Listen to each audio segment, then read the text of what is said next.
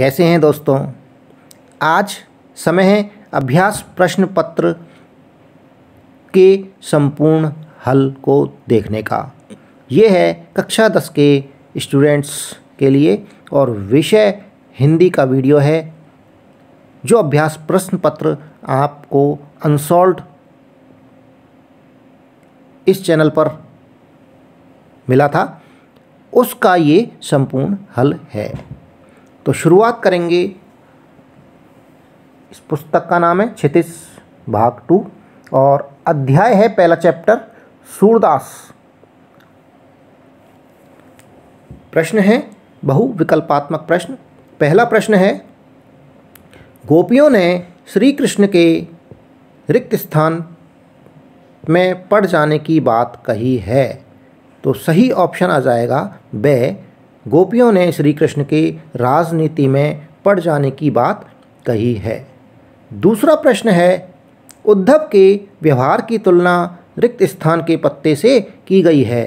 तो कमल के पत्ते से उद्धव के व्यवहार की तुलना की गई है। सही ऑप्शन दूसरे में आ जाएगा ए, जो कोष्ठक में लिखा हुआ है। तीसरा प्रश्न है, कृष्ण की संगति में रहकर भी उनके प्रेम से अछूते रहे हैं। तो कृष्ण की संगति में रहकर भी उनके प्रेम से अछूते कौन रहे हैं? ब, उद्धव जी रहे हैं। तो तीसरे प्रश्न का सही उत्तर है ब, उद्धव। तो कोष्ठक में आ जाएगा ब। चौथा प्रश्न है, गोपियों को योग संदेश लगता है।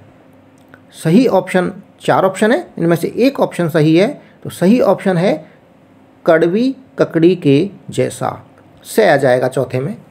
अब आ जाएंगे रिक्त स्थानों की पूर्ति कीजिए। पांचवा प्रश्न है, रिक्त स्थान भरना है। दिन रात सोते जागते गोपियाँ श्री कृष्ण को रटती रहती हैं। यहाँ जो रिक्त स्थान में आ जाएगा श्री कृष्ण को। छठा प्रश्न है, गोपियाँ स्वयं को रिक्त स्थान समझती हैं। तो रिक्त स्थान में आ जाएगा अबला। गोपियाँ स्वयं को अबला समझती हैं। अब आ गए अति लघुत्तरात्मक प्रश्न। 7वां प्रश्न है, गोपियों ने उद्धव से योग की शिक्षा कैसे लोगों को देने की बात कही है।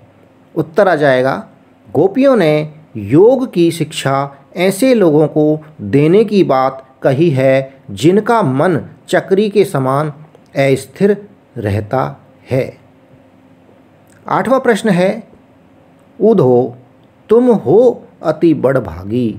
इस पद के अंदर उद्धव को बड़भागी किसने बताया है?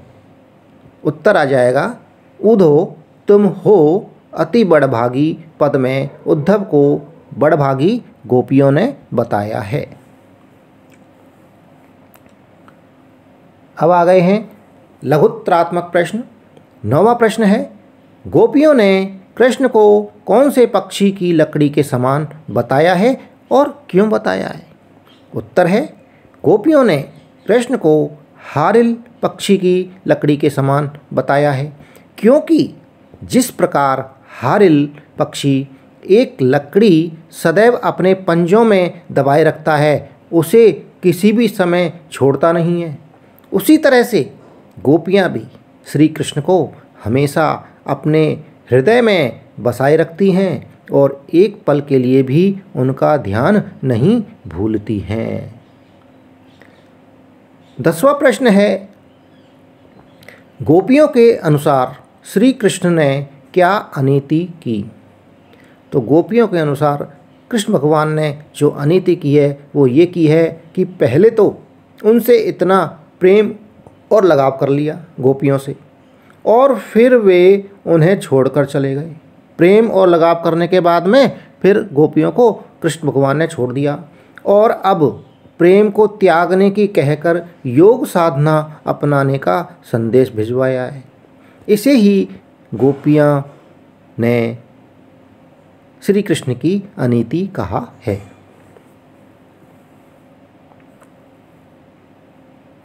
अब आ गया 11वां प्रश्न, कृष्ण के प्रति अपने अनन्य प्रेम को गोपियों ने किस प्रकार अभिव्यक्त किया है?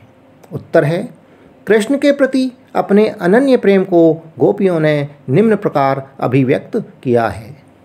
पहला है, जैसे हारिल पक्षी अपनी लकड़ी को कभी नहीं छोड़ता, उसी प्रकार गोपियाँ भी श्री कृष्ण को कभी छोड़ नहीं सकती हैं। दूसरा है, गोपियों ने मन, कर्म और वचन से श्री कृष्ण को अपने मन में बसा लिया है। तीसरा है, गोपियाँ सोते जागते दिन रात स्वप्न में भी श्री कृष्ण को ही रटती रहती हैं। चौथा है, गोपियाँ अपने आप की तुलना उन चींटियों से करती हैं जो कृष्ण रूपी गुड़ के चारों ओर लिपटी रहती हैं।